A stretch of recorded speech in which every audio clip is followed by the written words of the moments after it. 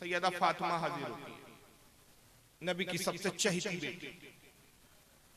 अर्ज करती है या रसूलल्लाह, सलाम अर्ज किया या रसूलल्लाह, ए अल्लाह के नबी आप पर कितनी तकलीफ की असरात है। हजरत आयशा उम्मुल आयशा सिद्दीका फरमाती है, सही बुखारी की हदीस है कि हुजूर की तकलीफ को देखा तो हजरत फातिमा रोने लगी। नबी पाक ने कहा कि बेटी फातिमा अपने कानों को मेरे दहन के करीब, मेरे मुंह के करीब लाओ। सैयदा फातिमा ने अपने कान रसूलुल्लाह के दहन के करीब किए। हजरत आयशा कहती है कि हुजूर ने कुछ फरमाया जिसको मैं दूर होने के सबब से सुन ना सका, लेकिन मैंने ये देखा कि फातिमा रोने लगी। अल्लाह जाने हुजूर ने क्या कहा था कि फातिमा रो रही थी। फिर फरमाती है कि रसूलुल्लाह ने दूसरा जुमला कहा तो मैंने देखा कि फातिमा मुस्कुराने लगी। सरकार ने तीसरा जुमला कुछ और इरशाद फरमाया तो फातिमा खुश हुई और खुशी के साथ समा उठी। हज़रत आयशा कहती है मैंने सैयदा फातिमा को करीब किया, कहा कि बेटी फातिमा नबी ने ऐसी क्या बात की? तीन मुख्तलिफ बातें थी, तीन कैफियतें थी तुम्हारी। ये पहले हुजूर ने कुछ कहा तुम रो रही थी, फिर हुजूर ने कुछ कहा तो तुम मुस्कुरा रही थी, हुजूर ने फिर कुछ कहा तो तुम रजा और खुशी के साथ उठी, चेहरे पर तुम्हारे इत्मीनान था, खुशी थी, मसरत थी। हुजूर ने ऐसा क्या कहा? अर्ज करती है कि अम्मी जान ये एक राज है और मुझे हुजूर ने हुक्म दिया कि जब तक मैं जाहिरी हयात के साथ दुनिया में हूं ये राज किसी पे जाहिर ना करना। हज़रत आयशा कहती है कि रसूलुल्लाह का विसाल हो गया और जब सरकार का विसाल हो गया तो हज़रत आयशा ने सैयदा फातिमा को एक तरफ किया और कहा कि फातिमा अब तो हुजूर जाहिरी हयात में नहीं है, दुनिया से जाहिरी तौर पर तशरीफ ले गए, अब बताओ कि उस वक्त हुजूर ने क्या कहा? कहती है कि अम्मी जान अल्लाह के रसूल सल्लल्लाहु अलैहि वसल्लम ने पहली मर्तबा फरमाया कि ऐ फातिमा मेरा अब इंतकाल होने वाला, मैं दुनिया से जाने वाला। तो मैं रोने लगी कि अब हुजूर हमसे जुदा होने वाले। दूसरी बार फिर हुजूर ने जो फरमाया जिसमें मैं हंसने लगी, मुस्कुराने लगी, खुश हो गई। हुजूर ने कहा ऐ फातिमा क्या तुम इस पर राजी नहीं हो कि मेरे अहले बैत में सबसे पहले जो मुझसे मुलाकात करेगा वो तुम होगी? मेरे खानदान वालों में, मेरे घर वालों में सबसे पहले जिसका इंतकाल होगा मेरे इंतकाल के बाद जो सबसे पहले मुझसे मुलाकात करेगा वो तुम हो। तो मैं खुश हो गई, मुस्कुराने लगी। फिर कहती है कि सरकार ने तीसरी मर्तबा कहा कि ऐ फातिमा क्या तुम इस पर राजी नहीं कि अल्लाह ताला ने तमाम जन्नती औरतों का तुमको सरदार बना दिया? तो मैं रजा और खुशी के साथ मुस्कुराते हुए उठी और अर्ज किया गया अल्लाह के नबी मैं इस पर राजी हूं। इस हदीस से क्या पता चला? मैं एक्चुअल में हदीस की छेड़ा, सैयदा फातिमा का भी विसाल हुआ, नबी की बेटी का भी विसाल हुआ, हर किसी का विसाल हुआ, हर किसी को मरना, जो पैदा हुआ उसको जाना। मगर ये बुखारी शरीफ और सही मुस्लिम की हदीस है कि आका सल्लल्लाहु अलैहि वसल्लम ने अपने इंतकाल से पहले ही बता दिया था, इरशाद फरमा दिया था कि ऐ फातिमा मेरे अहले बैत में सबसे पहले तुम मुझसे मुलाकात करो। हुजूर का इंतकाल हुआ, हज़रत फातिमा पर हुजूर की जुदाई का असर इतना ज्यादा हुआ, इस गम का इतनी शिद्दत का असर हुआ आप पर कि आप बीमार हो, अलील हो, इस वक्त बीमारी की हालत में रहे। आप पर बुखार की कैफियत हम वक्त तारी रहती थी, आपने खाना पीना बहुत मुख्तसर कर दिया था, दिन रात हुजूर की याद में रोती थी और वो वक्त का इंतजार करती थी कि हुजूर ने कहा था कि मेरे अहले बैत में सबसे पहले तुम मुझसे मुलाकात करूंगी। यहाँ तक कि उलमा फरमाते हुजूर के विसाल के बाद सिर्फ 6 महीने हयात रही, 6 महीने के बाद हज़रत सैयदा फातिमा का इंतकाल। इस पर तमाम उलमाए अहले सुन्नत का, तमाम फिरकों का, जितने फिरके इस वक्त पाए जाते हैं, चाहे देवबंदी हो, चाहे नामनियाद अहले हदीस हो और भी दिगर जो फिरके, जितने फिरके, सबका इस बात पर इत्तेफाक है कि सैयदा फातिमा का विसाल अपनी तबई मौत से हुआ, यानी कुदरती मौत आई उनको, तबीयत अलील रही। हुजूर ने पेशगी भी फरमा दी थी कि ऐ फातिमा तुम सबसे पहले मुझसे मुलाकात करोगी। हुजूर ने पहले ही कह दिया था कि तुम्हारा इंतकाल अब करीब है, लेकिन सिर्फ एक वाहिद ऐसा फिरका है कि जिसने इस पर एक दास्तान गढ़ी थी और आज मौजूदा दौर में वो फिरका बड़ी तेजी से परवान चढ़ रहा है। वजह यह है कि हमारे यहाँ के जोहला छाप किस्म के पीर अक्सर इल्ला माशाअल्लाह चने को छोड़कर उस फिरके की तरफ राग़िब हो गए। खासतौर से हमारे जो दरगाहों से ताल्लुक रखने वाले मुजावर जो है, जिनकी जिंदगी ऐसी गुजरती है कि पढ़ते लिखते कुछ है नहीं, मदरसा की शक्ल कभी देखी नहीं होती, स्कूल कभी जाते नहीं, बचपन से ही हम लोग उनके हाथ छूना शुरू कर देते हैं, वो समझते हम बहुत पहुंचे हुए हैं, मादरजाद वली। जितने वली आजकल इबादत से नहीं बन रहे, मादरजाद उससे ज्यादा पैदा हो गए। सही इंसान, सही मोमिन तो हमें नजर नहीं आते, लेकिन वली बहुत ज्यादा मिल रहे हैं, गली गली में वली घूम रहे हैं। अब वो जाहिल दरगाह के मुजावर आजकल ये वो अकीदे बयान कर रहे हैं, वो बातें बयान कर रहे हैं कि जो अहले सुन्नत के अकीदे के खिलाफ है। सिर्फ एक फिरका वाहिद जिसने हजरत फातिमा के विसाल को तबई मौत नहीं माना, कुदरती मौत नहीं कहा, बल्कि कहा कि नहीं, सैयदा फातिमा को मारा गया, कत्ल किया गया। और ये फिरका कौन सा है? ये फिरका कहलाता है शिया, अहले तशय्यो कहते हैं हम, शिया फिरका। और उन्हीं की एक नई नई अब शाख पैदा हो गई है। वो आजकल अपने आप को शिया नहीं कहते, थोड़ा सा शर्म आती है उनको, क्योंकि उनको पता है कि शिया एक इतना बदनाम फिरका है, किससे कहानी गढ़ने में इतना माहिर फिरका है कि इनकी किताबें जो पढ़ता है, इनके जो अकीदे देखता है, तो वो कह उठता है कि ये एक फर्जी कहानियों पर, एक फर्जी अकीदों पर मबनी एक फिरका है। ये कहानियां गढ़ने में बड़े एक्सपर्ट है। बेसर पैर का अकीदा इनका, बदनाम जमाना फिरका है। 1350 साल से इनको ठुकराया गया, तो अगर हम खुलकर कहेंगे कि हम शिया हो गए, तो नतीजा ये हुआ कि हमारी कौम हमको एक्सेप्ट नहीं करेंगी। फिर एक प्रॉब्लम और है कि शियाओं क्या पीरी मुरीदी नहीं होती? शिया फिरके में पीरी मुरीदी का तरीका राज नहीं है। ये अहले सुन्नत में रोजी रोटी पीरी मुरीदी की वजह से। अब अगर खुल के कहेंगे हम शिया हो गए और सुन्नी फिर मजहब को छोड़ देंगे, तो हमारी पीरी मुरीदी मारी जाएंगी, पीरी मुरीदी मारी जाएंगी तो दौलत कहां से आएंगी, ऐश इशरत के सामान कहां से आएंगे? अब रोजी रोटी चलाना है तो पीरी मुरीदी चलाओ, लेकिन अकीदा कौन सा बयान करो? शिया वाला। तो अब इन्होंने एक नई चालाकी की, खुलकर शिया नहीं बोलते, शिया बोलने में शर्म आती है, सुन्नी रहना चाहते नहीं, तब एक नया लाया, हम मौलाई है। ये एक नया लफ्ज़। हम कौन है? मौलाई, मतलब हम मौला अली के चाहने वाले। अच्छा, वाकई तुम मौला अली के चाहने वाले हो, और ऐसे अजीब व गरीब मौला अली के चाहने वाले हो कि तुम अली की मोहब्बत के नाम पर शियाओं से तो दोस्ती करने के लिए तैयार हो, जो कि हकीकत में मौला अली के दुश्मन है, मोहब्बत की चादर ओढ़े हुए हैं। लेकिन उसके बरअक्स जो अहले सुन्नत हकीकत में अहले बैत और मौला अली से मोहब्बत करने वाले, उनसे तुम्हारे ताल्लुकात नहीं है, उनसे तुम्हारी निबती नहीं है, आए दिन उनसे तुम लड़ने और झगड़ने पर आमादा होते हो। तो हम मौलाई है। अच्छा, मौलाई है तो भाई 1400 साल में क्या इस नाम का कोई वजूद है? किसी जमात ने अपने आप को मौलाई कहा? कोई किताबों में इसका तस्करा मिलता है? शिया जो सबसे बढ़कर अली के चाहने के दावेदार है, वो खुद अपने आप को मौलाई नहीं कहते, वो शिया कहते हैं।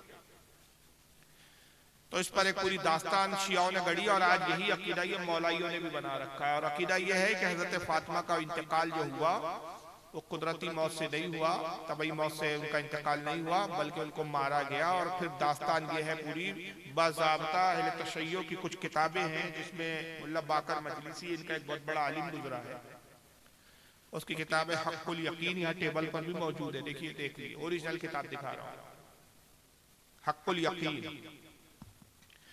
शेख मुफीद है इनका, शियाओं का बहुत बड़ा आलिम व फाजिल गुजरा है, उसकी किताब है अमाली, अल अमाली। अहमद बिन इसाक है, उसकी किताब है तारीख याकूबी। तिब्रिसी इनका एक शिया का बहुत बड़ा आलिम है, उसकी किताब है अल एहतिजाज। मिर्जा मोहम्मद तकी शिया का एक आलिम गुजरा, उसकी किताब है नासिखुत तवारीख।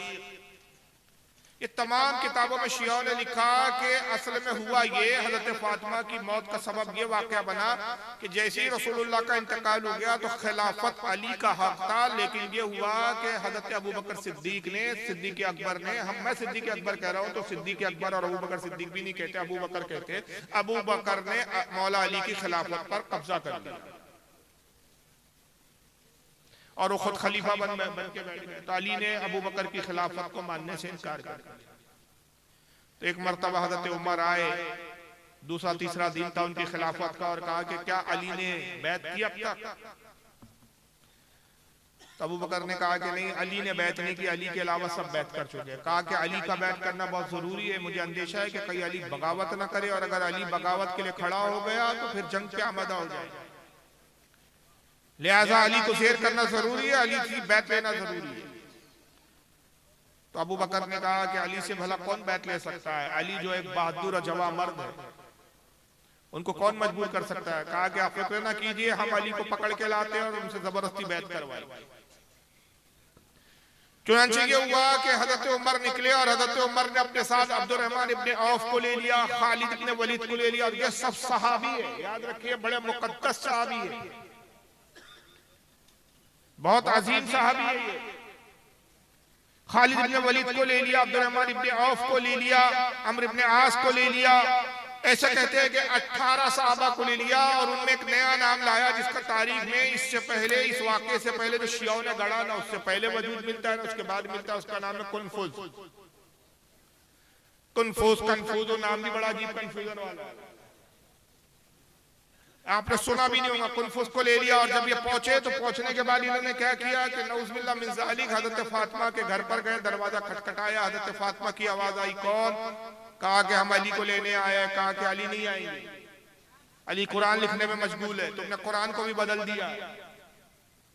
कहा कि अली को बाहर बुलाओ। कहा अली नहीं आएंगे। तो हजरत उमर ने कहा कि अगर अली ना आए तो हम दरवाजा तोड़ देंगे। कहा कि क्या ये नौबत आ गई कि हुजूर के इंतकाल की अभी थोड़ा अरसा हुआ कि अब नबी की बेटी के घर के दरवाजे तोड़े जाएंगे, वापस लौट जाओ, अली नहीं आएंगे। ये देखिए किससे कैसे गढ़े गए। आप तसव्वुर कीजिए कि हजरत उमर, खालिद इब्ने वलीद, जिनको रसूलुल्लाह ने सैफुल्लाह का खिताब दिया, वो उमर जिसके बारे में रसूल ने कहा कि मेरे बाद अगर कोई नबी होता तो उमर इब्ने खत्ताब होते, वो अब्दुर्रहमान इब्ने औफ जिनके बारे में रसूलुल्लाह ने बशारतें दी, जिनकी फजीलतें बयान की, ऐसे कई सहाबा उसके अंदर गिनाए गए कि जिनकी फजीलतें और जिनका अजमत का मामला बहुत बुलंद व बाला है, उनके बारे में अकीदा तसव्वुर पेश किया जा रहा है। और मैं दिखाऊंगा कि उसको आज मौलाई एक्सेप्ट कर रहे हैं। चुनांचे कहा कि बाहर निकालो अली को, उन्होंने कहा नहीं था। हजरत उमर ने कुनफुज को कहा कि दरवाजा तोड़ दो। कुनफुज ने लात मारी, दरवाजा तोड़ा। हजरत फातिमा दरवाजे की आड़ में ओट में खड़ी हुई थी ताकि दरवाजा ना खोल पाए। जब दरवाजा तोड़ा गया कहते दरवाजे में एक कील थी, वो कील सैयदा फातिमा के बाजू में दाखिल हो गई, जिससे बाजू की हड्डी टूट गई। सैयदा फातिमा गिरी, दरवाजा उनके ऊपर गिरा, जिससे उनकी पसली टूट गई। फिर उमर ने कोड़े मारना शुरू किए, खालिद इब्ने वलीद ने नेज़े चुभाने शुरू कर दिए, जिससे ये हुआ कि हजरत फातिमा हामिला थी, इनके पेट में एक बच्चा था जिसका नाम मोहसिन रखा गया था, वो बच्चा ज़ाय हो गया। और फिर माज़अल्लाह नऊज़ुबिल्लाह उमर ने कोड़े मारना शुरू किए। कोड़े यानी चाबुक से मार रहे हैं, फातिमा को जख्मी कर दिया, खून आलूद कर दिया। कुनफज नामी वो गुलाम था, उसने रस्सी का फंदा लिया, अली के गले में डाला, फंदा खींचते हुए अली को बाहर लाया गया, और फिर ले जाके जबरदस्ती ले जाके अबू बकर से बैत करवाई गई। और हजरत फातिमा के घर को आग लगा दी गई, छत गिरा दी गई, दीवारें तोड़ दी गई, फिर खंडर में घर में आग लगा दी गई ताकि जल के मर जाए माज़अल्लाह जिंदा। हजरत फातिमा जख्मी हालत में किसी तरह अपने बच्चों को संभाल के रगड़ते हुए बाहर आई, और इतना मारा, इतना मारा, इतना जख्मी किया कि साहब खून जारी रहा। उसी सदमे से हजरत फातिमा का 2-3 दिन के बाद इंतकाल। अब आइए मैं इसके ताल्लुक से जो मैंने बातें कही है, इनके कुछ मौलवी को आपको मैं सुना देता हूं।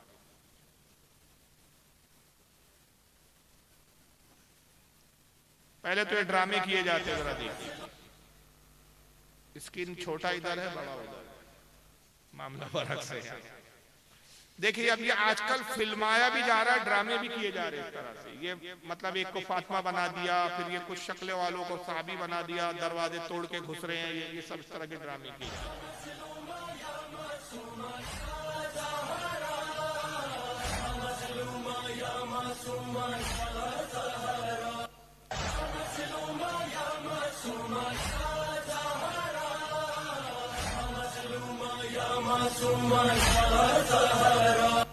ये आपके तस्वुर में आ सकती है बातें, आपको हजम हो रही है।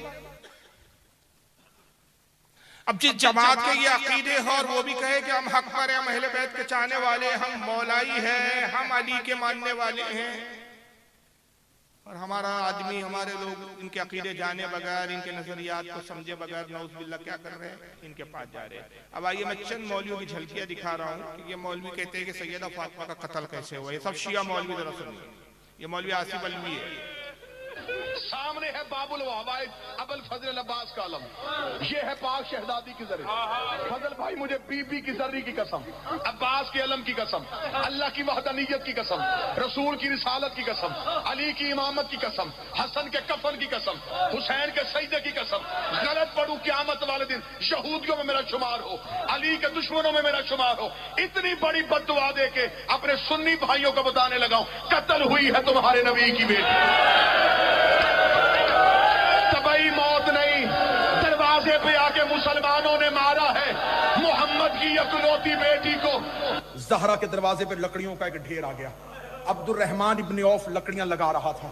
खालिद बिन वलीद हाथ में मशल जला के खड़ा था। मैंने नाम लिए हैं मिंबर पे, मुझे ज़हरा की गुर्बत की कसम है। यूं लकड़ियों का ढेर लग गया, यूं लकड़ियां देखी। फिजा ने दीवार के बाहर से देखा कि लोगों का एक हजूम है। अली हुजरे के अंदर थे, ज़हरा हुजरे के अंदर थी। बाहर से आवाज आई, अली को बाहर भेज वरना अभी थोड़ी देर बाद घर को आग लग जाएगी। फिजा की आवाज़, मसरूफ फी जम्मिल कुरान, अली कुरान जमा करने में मसरूफ है। अली ने कसम खाई हुई है जब तक कुरान को जोड़ेंगे नहीं। अली अपने कांधे पे आवाज, बीबी दरवाजा खोलती है या नहीं, ये कहकर फिर दरवाजा जला दिया। फिर जल गया दरवाजा। काश फकत दरवाजा ही जला होता। अभी दरवाजा कुछ जला था, कुछ बचा था। उनमें से एक ने बढ़कर दरवाजे को लात से ठोकर मार के गिरा दिया। जलता दरवाजा जब गिरा, रिवायतों में लिखा है दरवाजे की कील बीबी के पहलू में जाके पैवस्त हो गई, दरवाजे के पीछे गिर गई। इन्होंने परवाह नहीं की, नबीजादी दर के पीछे उफ्तादा है खाक पर और गुजर के चले गए। दरवाजा फला। वो शख्स जिसने दरवाजे को लात मारी, नाम तो आपको पता है, ये नाम मैं ले सकता हूँ, वो नाम है कुनफुज। उसने जलते हुए दरवाजे को लात मारी और जलता हुआ दरवाजा सैयदा पर गया। आयतुल्लाह फजलुल्लाह कंपानी मर्सिया लिखते हैं, उस दरवाजे में लोहे की एक कील, उस कील ने सैयदा का पहलू तोड़ दिया। 36 बदमाश दरवाजे को अंदर धक्का देते थे। अकेली ज़हरा दरवाजे को बंद कर दी थी। दरवाजे के पीछे ज़हरा, बाहर मुसलमानों की फौज। एक जालिम की आवाज आई, आगे से हट जाओ वरना मैं आग लगा दूंगा। बतूल की आवाज आई, हया कर, मैं तेरे नबी की बेटी हूँ। एक जालिम ने लकड़ियां इकट्ठी की, दूसरे ने आग लगाई। आधा दरवाजा जल गया। सिर्फ लकड़ी का दरवाजा न था, उसमें लोहे की मेखें थी। दरवाजे के अंदर लोहे की मेखें आग में गर्म हो गई। दरवाजे के पीछे बतूल खड़ी हुई। ये एक जालिम ने दरवाजे को टान मारी। जलता हुआ दरवाजा मोहम्मद की बेटी पे गिरा। या कुनफुस हरामी ने ताशियाना उठा के सादात की दादी।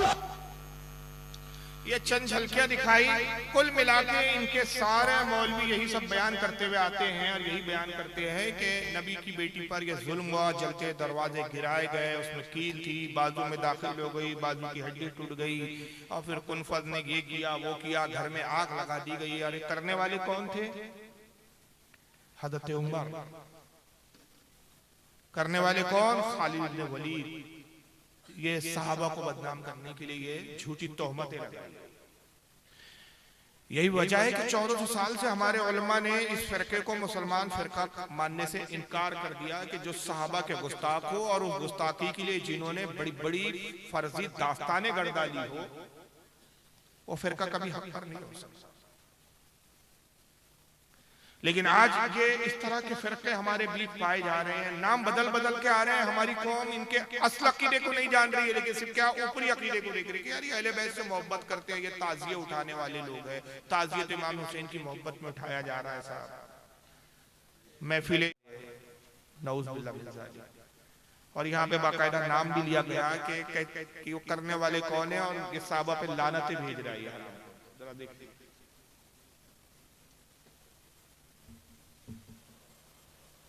आवाज कहां है? हमने खुल के बताया यजीद सिब्त रसूल का कातिल। हमने यजीद के मामले में दिलेरी दिखाई, हमने खुल के बताया यजीद सिब्त रसूल का कातिल है। अगर हम बिन्त रसूल के कातिल का नाम भी बता देते भाई, जैसे हमने बताया कि सिब्त रसूल का कातिल यजीद है, अगर हम बता देते कि बिन्त रसूल का कातिल उमर है, तो जैसे यजीद पर लानत होती है उमर की लानत हो पाक सैयदा को शहीद करने वालों पर, खुदा की लानत हो हर उस शख्स पर कि जो उन जालिमों और कातिलों के अमल पर राजी रहा। खुदा की लानत हो हर उस शख्स पर कि जो कातिल सैयदा को मोहतरम समझता है। खुदा की लानत हो हर उस शख्स पर कि जो कातिल सैयदा के बारे में अपने दिल में नर्म गोशा रखता है। खुदा की लानत हो हर उस शख्स पर कि जो सैयदा और आले सैयदा के कातिलों और जालिमों के बारे में जर्रा भर भी एहतराम का गोशा रखता है। याद रखिएगा, नामों से फर्क नहीं पड़ता। अगर कोई शख्स शरीफुन नफ्स है, तैयबुल विलादत है, तीबुल विलादत है, और वो ये चाहता है कि मोहम्मद मुस्तफ़ा के साथ मशहूर हो, तो उसे चाहिए कि फातिमा तो ज़हरा के कातिलों पर सुबह और शाम लानत करे और इन कातिलों के अमल से अपने आप को दूर रखे। तो बहरहाल ये नामर्दों की जमात अब साहबा पे लानतें भेज रही है। हजरत उमर पर लाना, साहबा पे लाना, उन लोगों पे लाना जिन्होंने सबसे पहली बात तो जो कत्ल हुई थी। अब थोड़े देर के लिए चल लिया, अगर इनकी बकवास को हम मान ले, माज़अल्लाह हुज्जत के तौर पर मैं कह रहा हूँ बतौर हुज्जत इनसे कि अगर ऐसा वाकया गुजरा, अगर तुम कहते हो, जबकि ये मन घड़त और झूठी बात है कि ऐसा कोई वाकया गुजरा ही।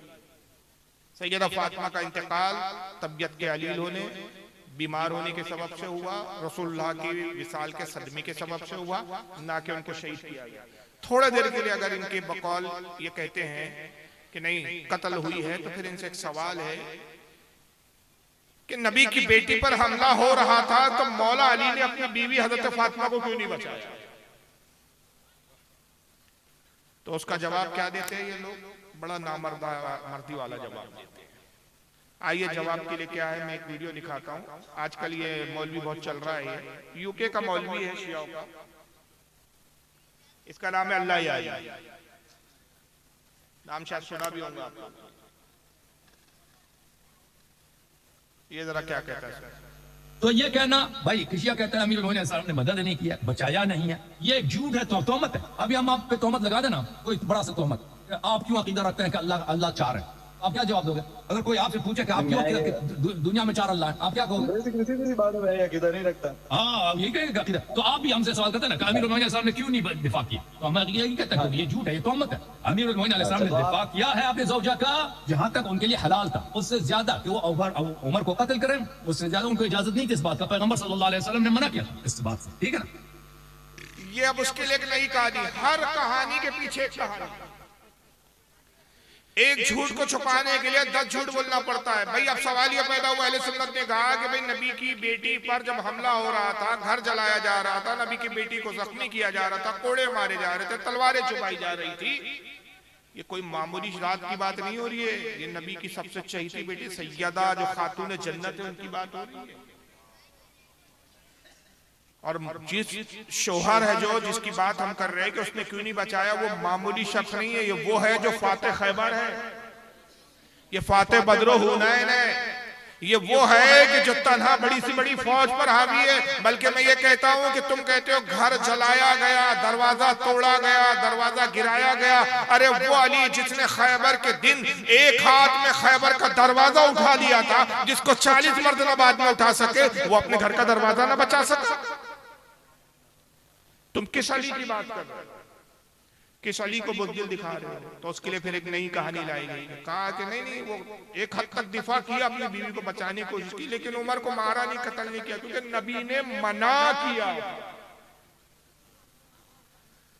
ये रसूलुल्लाह सल्लल्लाहु अलैहि वसल्लम की तालीम हो सकती है कि किसी पर जुल्म हो रहा हो तो जुल्म देखना, जुल्म से रोकना मत, जालिम को सजा मत देना, जबकि खुद मौला अली का कौल है। इन्हीं के घर की किताब है नहजुल बलागा, उसमें मौला अली की आखिरी वसीयत है जब इमाम हसन रज़ी अल्लाह ताला अन्हु को करीब बुलाया इंतकाल से पहले और कहा बेटा हसन, हर जालिम के खिलाफ खड़े हो जाना और हर मजलूम की मदद करना। जिस वक्त तुम जालिम के खिलाफ खड़े होने से रुक जाओगे और मजलूम की मदद करने से बाज आ जाओगे, समझ लेना कि उसी वक्त क़यामत आ जाएगी। खुद मौला अली फरमाते हैं कि पूरी दुनिया अगर बातिल पर हो और मैं तन्हा हक पर रहूं, तो जब तक तलवार का दस्ता, तलवार की ये मूठ मेरे हाथ में है, तो मैं दुनिया में किसी से न डरूं। ये मौला अली की शान है।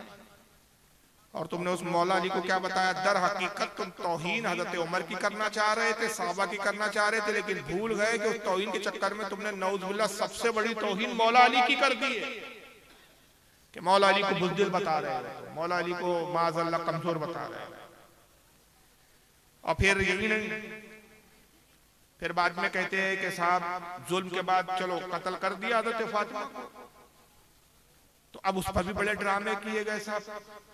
और ड्रामे ये बनाए गए, ये बयान किए गए, ये किताबों में लिखा गया कि मौला अली ने आधी रात को फिर हज़रत फातिमा की तदफीन की। आधी रात को क्यों की? तो कहा कि डर था कि हजरत फातिमा की कब्र को उखाड़ कर ये उनकी लाश के साथ बेहुरमती ना करे। माज़अल्लाह, अस्तग़फिरुल्लाह। ये सहाबा का किरदार है। और सबसे पहली बात कि हजरत फातिमा का इंतकाल हुआ, शहादत हुई, तुम्हारे बकौल कत्ल किया गया, अली ने मदद नहीं की। चलो नहीं की। मुझे ये बताइए छोटा सा सवाल, हजरत फातिमा का घर कहाँ था? जंगल में रहती थी, वीराने में रहती थी, आबादी से दूर रहती थी। सैयदा फातिमा का घर मस्जिद नबवी से बिल्कुल करीब, भरी आबादी में था। सारे खानदान अहले बैत के मकानात आसपास थे। हजरत अब्बास का घर था, हजरत अली के भाई अकील का घर था, हजरत जाफर का घर था। कई रिश्तेदार, हुजूर के जितने रिश्तेदार थे सब आसपास में थे। घनी आबादी में मदीने में मस्जिद नबवी के करीब हजरत फातिमा का मकान था। ये घर जलाए जा रहे थे, घर की छतें तोड़ी जा रही थी, फातिमा पे जुल्म हो रहा था। कोई एक साहब भी बचाने नहीं आया, कोई मदद करने नहीं आया। अरे यार, आज के भी दौर में मॉब लिंचिंग हो रही है ना इस दौर में। किसी के घर में अगर कुछ आतंकवादी घुस जाए और उसकी बीवी को मारने लगे, कितना ही कमजोर इंसान हो, अपने बच्चे और अपनी बीवी की कुछ तो हिफाजत करता है, कुछ तो हाथ पैर मारता है। इतनी बेगैरती की मौत वो भी कबूल नहीं करता। तुम किसकी बात कर रहे हो यार? अब इसका जवाब हो सकता है कोई राबदी, कोई मौला ये दे कि नहीं, असल में साहबा ने इसलिए मदद नहीं की, वो सब अबू बकर और उमर के हाथ बिक चुके थे या डरते थे इनसे। अच्छा चलो, पूरी जिंदगी तारीख में एक वाकया दिखा दो आपके। हजरत फातिमा के इंतकाल के बाद हजरत अली अहले बैत के किसी फर्द ने किसास का मुतालबा किया। किसास समझता है ना आपको? किसास मतलब शरीयत का कानून है कि अगर कत्ल कर दिया जाए तो कत्ल के बदले में क्या है? कत्ल। किसी ने किसी का हाथ काटा, हाथ के बदले में हाथ काटा जाएगा। किसी ने किसी की नाक काटी है, उसके बदले में उसकी नाक काटी जाएगी। यानी जो जुर्म किया उसी जुर्म के मुताबिक उससे बदला लिया जाएगा। तो कत्ल का बदला क्या है शरीयत में? अगर किसी ने किसी को कत्ल किया तो जो कातिल है उसको भी सजा मौत दी जाएगी। और इसको कहते हैं किसास। इसका मुतालबा करना, इसके लिए लड़ना, जद्दोजहद करना, ये दीन इस्लाम पर, हम पर, मुसलमानों पर लाजिम किया है। पूरी तारीख में एक वाकया नहीं मिलता कि हजरत अली ने किसास के लिए खड़े हुए हो कि सैयदा फातिमा का कत्ल किया गया, मैं उनसे बदला लेना चाहता। अहले बैत में किसी ने मुतालबा किया। जबकि उस्मान गनी को जब शहीद किया गया तो उस्मान गनी के कसास के लिए बाकायदा, जब कातिल नहीं पता चले, कातिलों के जानने के लिए और कातिलों को मारने और किसास लेने के लिए इतनी बड़ी जंगें हुई। जंगे जमल हो गई, जंगे सिफ़ीन हो गई।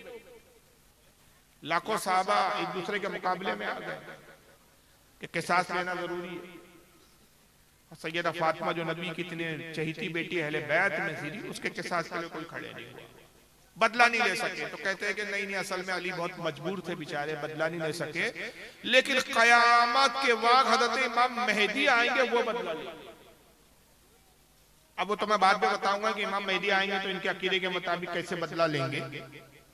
लेकिन उसके बाद दास्तानियां खत्म नहीं होती। कहते हैं कि हजरत अली ने आधी रात को दफन किया और 70 के करीब कब्रें बनाई। आइए जरा इन्हीं के मौलवी से सुन लीजिए आप, मैं क्या कहूँ, इन्हीं के मौलवी से सुना। और ऐसा जुल्म किया गया था कि रसूल की बेटी की कब्र का नाम और निशान आज भी नहीं है। ये जो बाज़ मोमिनीन जाते हैं बकी में और तसव्वुर करते हैं कि जनाब सैयदा सलामुल्लाह अलैहा की कब्र मुतहर है, ये गलत करते हैं। बकी में उनकी कब्र है, कहाँ है नहीं पता। बकी में जो 4 कब्रें हैं वो इमामों की हैं, जो ऊपर कब्र है वो जनाब फातिमा बिनते असद की है, और एक कब्र जनाब अब्बास इब्ने अब्दुल मुत्तलिब की है, जनाब सैयदा की इनमें से कोई कब्र नहीं है, वो फातिमा बिनते असद की कब्र है।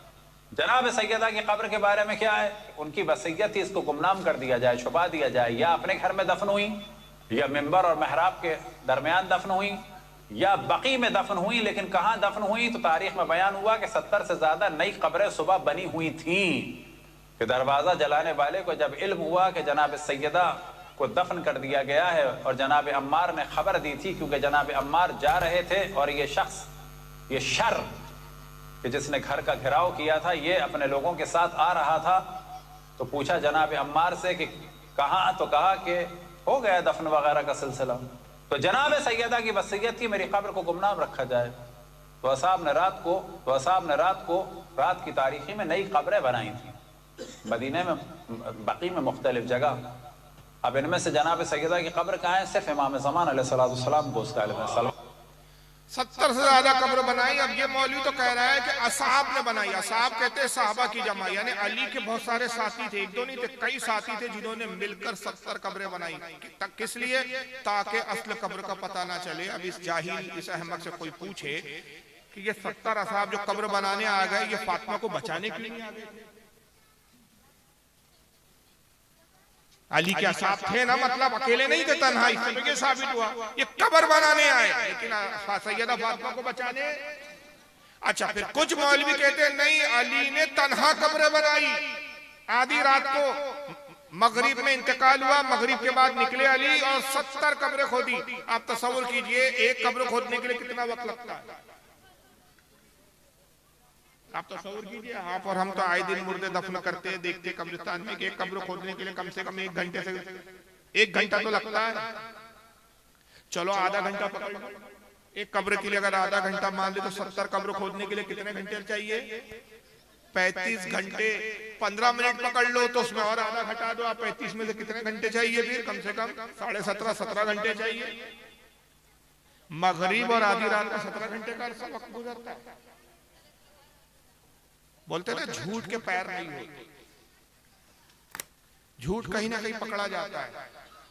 तो कुछ तो मौलवी इनके कह रहे हैं कि तन्हा अली ने कब्रें बनाई थी, और उसके बाद उसमें भी बड़ा नाटक बता रहे हैं। अभी जरा इसको सुन लीजिए, फिर तफसीर मैं बाद में करता हूँ। ये आसिफ अलवी है इनका मौलवी, वो क्या कहते हैं जरा सुन लीजिए।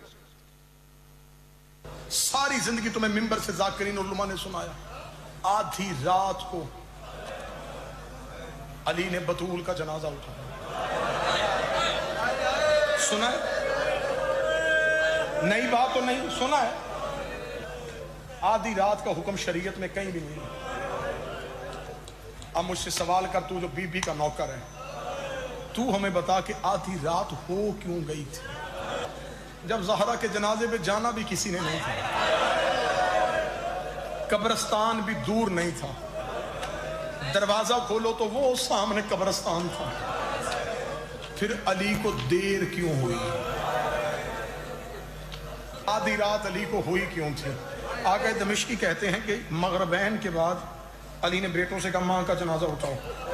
बेटों ने माँ का जनाजा उठाया, दरवाजे पे आकर अली ने कहा जनाजा हुजरे में वापस ले जाओ। जनाजा हुजरे में चला गया, बेटे माँ की जनाजे पे बैठे रहे, अली दरवाजे पे बैठा रहा। थोड़ी अच्छा देखो झूठ कैसा है। किससे कहा अली ने जनाजा उठाओ? किससे कहा? बेटे कौन थे? अरे बोलिए यार, पता तो चले आप बेदार है, वरना मैं तकरीर खत्म कर दूंगा। ऐसा लग रहा है कि आप बोर हो रहे हैं। क्या उम्र थी भाई हजरत फातिमा के इंतकाल के वक्त? अरे भाई हजरत इमाम हसन, इमाम हुसैन 5 साल के थे, इमाम हसन 6 साल के। 5 और 6 साल के बच्चे जनाजे उठा सकते हैं? और एक जगह यही मौलवी क्या बयान करता है, वो भी वीडियो दिखाऊंगा। एक तरफ से डोला हजरत हसन ने उठाया, एक तरफ से हुसैन ने उठाया, 2 ही लोग उठा रहे थे, कोई था ही नहीं। सिर्फ ड्रामा। कितने मजलूम थे, अहले बैत पे कितना जुल्म हुआ, सब रोते नौटंकी सब फिर रुदाली की तरह रोते। दो बच्चे ही उठा रहे थे। बहरहाल चलिए अब यहाँ पर इमाम हसन इमाम हुसैन को अली ने कहा जनाजा उठाओ। जनाजा उठाए, घर के बाहर लाया गया, कहा अंदर ले जाओ। देखो ये अली को पेश कर रहे हैं और हम उस अली को जानते हैं कि बुज़दिल भी जब या अली मदद कहे ना तो उसके खून में जोश आ जाता है। हम उस अली को जानते हैं कि नबी के जिक्र से मिलती है दिल को तस्कीन, नबी के जिक्र से मिलती है दिल को तस्कीन। अली का जिक्र खून को उबाल देता है। मेरा खुदा जिसे औजे कमाल देता है उसे बतूल की चौखट पे डाल देता है। परखना हो किसी को तो या अली कह दो, ये वो अमल है जो सजरे का माल देता है। हम उस अली को जानते हैं और ये किस अली को पेश कर रहे हैं, जरा तमाशा देखो। अभी सुनते जाइए इन जाहिलों की बातों को। दरवाजे पे आकर अली ने कहा जनाजा हुजरे में वापस ले जाओ। जनाजा हुजरे में चला गया। बेटे माँ की जनाजे पे बैठे रहे, अली दरवाजे पे बैठा रहा। थोड़ी देर बाद अली उठ के फिर आया। अली ने कहा उठाओ जनाजा। बेटों ने जनाजा उठाया। दरवाजे पे आकर अली ने देखा जनाजा वापस ले जाओ। तीसरी बार जनाजा उठा, अली ने कहा जनाजा वापस ले जाओ। जब चौथी बार जनाजा उठा, हसन ने बाप के कदमों पे हाथ रखेगा बाबा अगर दफनाना नहीं है फिर उठाने का क्यों कहता है। आवाज आई हुसैन को माँ के मुसल्ले पे छोड़ गया, ज़ैनब को माँ की मैयत पे छोड़ गया, तू अकेला मेरे साथ आ, मैं तुझे बताऊं मैं कितना गरीब हो गया हूँ। हसन बाबे के साथ गया। अली ने घर का दरवाजा खोला। दरवाजे पे 18 बदमाश नाच नाच के कह रहे थे तूने हमारे मर्दों को मारा, हमने तेरी मजदूर को मारा। लाली ज़हरा का जनाजा। अली रो के कह रहे थे ओए मेरी ज़ैनब मर जाएगी, ओए मेरी बेटियां मर जाए। किस बुद्दिल को पेश कर रहे हैं? 18 बदमाश, वो 18 सहाबा थे, वो बदमाश बोल रहा है। वो जनाजे बाहर अंदर क्यों आ रहे थे? वो 18 खड़े थे और वो कह रहे थे, नाच नाच के कह रहे थे कि तूने बद्र में, वो इशारा उस तरह में, बद्र और उहद में हमारे मर्दों को मारा था, आज हम तेरी औरत को मारेंगे। अब मार तो चुके थे इनके बकौल। हमारे नजदीक तो ये फर्जी दास्तान है। अलीफ लैला लिखने वाला भी आज होता तो खुदकुशी कर लेता इनके किस्से से। ऐसी किताब तो मैं भी नहीं लिख सकता यार, ऐसी दास्तान कैसे गढ़ते हो, शर्म नहीं आती यार। इनके कैसे पढ़े लिखे लोग होते हैं कि इन फर्जी दास्तानों पर यकीन कर लेते, अक्ल से आरी बातें करते। वो 70 कब्रें असाब खोदने आ गए थे, अम्मार जा रहे थे। ये अम्मार उस वक्त बचाने क्यों नहीं आ गए भाई? ये जनाजे में क्यों नहीं शिरकत करने आ गए? तो ये सब फर्जी बातें हैं, मन घड़त बातें, बेसर पैर की बातें, जिसका अक्ल और दानिश से कोई लेना देना नहीं। तो वो सब 18 बदमाश जो थे, माज़अल्लाह अस्तग़फिरुल्लाह हौल वला कुव्वता इल्ला बिल्लाहिल अलीयुल अज़ीम, वो कह रहे थे तूने मारा, अगर जनाजा ला तो हम लाश की भी बेहुरमती करेंगे। तो वो रात, आधी रात तक ही तमाशा चलता रहा, जनाजा अंदर बाहर होता रहा। जब ये चले गए तो आधी रात को फिर अली ने जाके जनाजा दफन किया। अब इन जाहिलों से पूछो कि सबसे पहली बात कि आधी रात तक 70 कब्रें खोदना इतना आसान नहीं है। चलो करामत हो गई, अली ने करामत दिखा दी कि वह फू किया 70 कब्रें बन गई। फिर पकड़ में आ जाएंगे, जब फू करके 70 कब्र बना सकते तो फू करके इनको उड़ा भी सकते, फंसेंगे हर जगह, क्योंकि झूठ होता है। झूठा आदमी हमेशा कहीं ना कहीं फंसता है। अच्छा 70 कब्रें क्यों बनाई फिर साहब? कि लाश की बेहुरमती ना हो। अरे जाहिल के बच्चे, जब एक अली तनहा 70 कब्र खोद सकता है तो वो 70 लोग आते हैं, अगर उनको लाश की बेहुरमती करना होता है, एक एक आदमी एक एक कब्र खोद के देखने। 70 कब्र होने से क्या कंफ्यूजन है? हालांकि आज भी आप जाकर देखिए जन्नतुल बकी शरीफ में सैयदा फातिमा की मज़ार अक़दस मौजूद है। पहले कुब्बा था उस पर, और उस कुब्बे को कुब्बतुल अहले बैत कहा जाता था। बाकायदा पुरानी फोटोएं हैं। नजदी हुकूमत ने आज से 1919 में 100 साल पहले ये नजदी हुकूमत ने कुब्बों को ढाया, लेकिन कब्रों को आज भी रखा है। पत्थर है बाज़ाब्ता। इमाम हसन की उनके सिराने कब्र है, इमाम जाफर सादिक की और भी दिगर इमाम की कब्रें हैं। तो कब्र मौजूद है, लोग जाते हैं, ज़ियारत करते हैं। लेकिन ये सब की एक किस्म की दास्तानें गढ़ी गई कि मैं साहब वो हुआ ये कि फिर वो माज़अल्लाह रात को दफन किया। अच्छा चलो, अब अली तो मजलूम थे, रो रहे थे। फिर वो जो 70 थे, वो 18 जो थे वो नाच नाच के कह रहे थे तूने हमारे मर्दों को मारा, हम तेरी बीवी को मारेंगे। और अली की कैफियत क्या बता रहे हैं? अली रो रो के कह रहे थे मेरी सकीना मर जाएगी, मेरी कुलसुम मर जाएंगी, अली की बेटियां थी, अगर दफन नहीं करने दोगे तो ये मर जाएंगी। अली रोने वाले शख्स का नाम। क्या पेश कर रहे हो यार, लग ही नहीं रहा है किसी अली की बात हो रही है, ऐसा लग रहा है किसी नामर्द जनाना औरत की बात हो रही है। किस अली की बात कर रहे हो यार? शाहे मर्दा शेरे यज़दा कुव्वते परवरदिगार, ला फता इल्ला अली ला सैफा इल्ला जुल्फ़िकार, जिसकी शान ये हो। किस अली की बात करते हैं? अब बहरहाल अली तो बदला नहीं ले सके, बदला कौन लेगा? इमाम मेहदी आए, और इमाम मेहदी आकर बदला लेंगे। जरा फिर कहेंगे मेहदी। हाँ, ये मैं आखिरी से सुना रहा, थोड़ी सी पहले पस मंजर मैं आपको बता देता हूँ कि इमाम मेहदी आएंगे इनके हिसाब से। हाँ चलो सुनाई देता ना, मैं क्यों कहूँ यार। चलिए एक ये वीडियो सुन लीजिए और देखिए नौटंकी भी देखिए इसमें कितनी हो रही है। नवाब भाई, जितने औलादे बतूल बैठे हैं, आप सबसे मुझे मेजर साहब इजाजत ले दें। इस अलम की कसम है, एक जुमला मेरे लबों पे आया हुआ है, मेरा बड़ा जी जा रहा है, मैं पढ़ दूं, मगर मैं डर रहा हूं सैयदादे नाराज ना हो जाए। और शियो, कभी ऐसा भी हुआ है कि तुम में से किसी ने किसी बच्चे को ना मारो? कभी गौर से देखना, किसी बच्चे को कोई थप्पड़ मार दे, किसी बच्चे को कोई चोट लग जाए, जब तक उसे दर्द रहता है ना, तब तक उसका हाथ उस जगह पे रहता है। अल्लाह जाने मुसलमानों ने कैसी जर्ब मारी है बतूल को। 1400 साल हो गए, हुसैन की मां का हाथ पहलू से नहीं उठता, कम से कम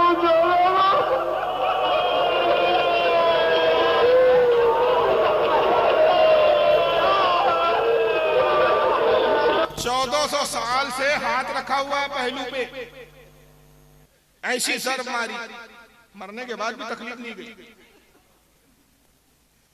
1400 साल। अब होगा क्या? अच्छा, उसकी मिसाल दी कि एक बच्चे को आप तमाचा मारो तो बच्चा जब तक दर्द होता है तब तक हाथ रखता है, जब दर्द बंद हो जाता है तो फिर हाथ भी वहां से वो हटा देता है। लेकिन 1400 साल से हाथ हटी नहीं रहा है। इनकी फातिमा का, हमारी सैयदा फातिमा इससे पाक है।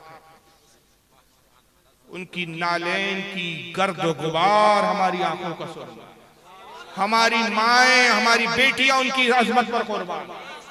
हमारी वो फातिमा की, ये हमारी फातिमा नहीं, इनकी फातिमा। ये हमारा अली नहीं है जो रो रहा है पैर रगड़ रगड़ के, मेरी सकीना मर जाएगी, मेरी कुलसुम मर जाएगी। ये तुम्हारा अली होगा।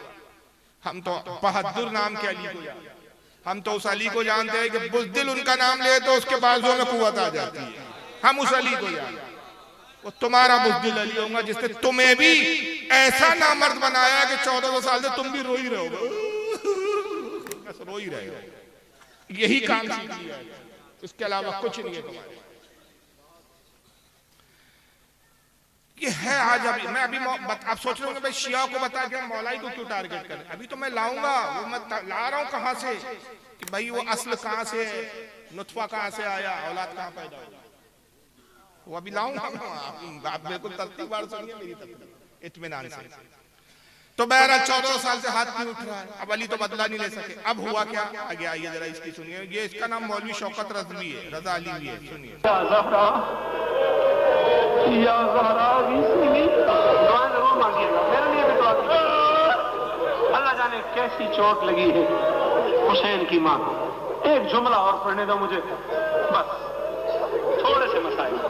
मैंने कहा ना किसी सैयदादे का हक है, वो अपनी दादी के मसाइल, वरना जहां तक मैंने रिवायत में पढ़ा है, सैयदा बतूल की शहादत सिर्फ वो पढ़ता है जो पर्दे में है।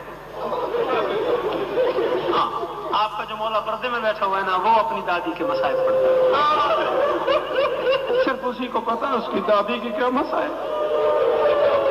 और यही वजह है कि जब मौला तशरीफ लाएंगे, काबा से होते हुए सबसे पहले दादी की कब्र पे आएंगे, कब्र पे सर रख के कहेंगे, दादी उठ के बताओ उनके नाम जिनकी वजह से तेरा हाथ नहीं उठता। जो मातमी बैठे हुए हो हाथ मारो सीने पे, शर्म करके नहीं रोना जो मातमी खड़े हुए। मौला आएंगे। कौन मौला? मौला से मुराद या इमाम मेहदी है। इमाम मेहदी आएंगे, काबे से उठकर मदीने आएंगे, जन्नतुल बकी आएंगे। सबसे पहला काम क्या करेंगे? वो आके दादी की कब्र पर आएंगे, सैयदा फातिमा की।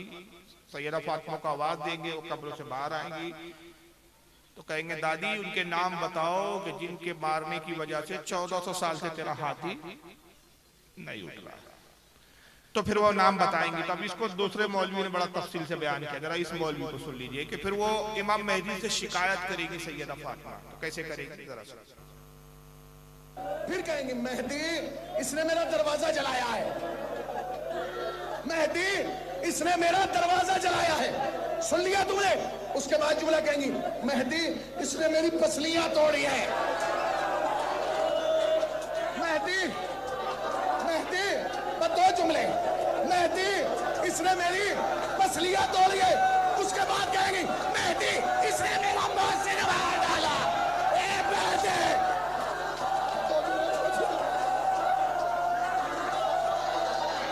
दो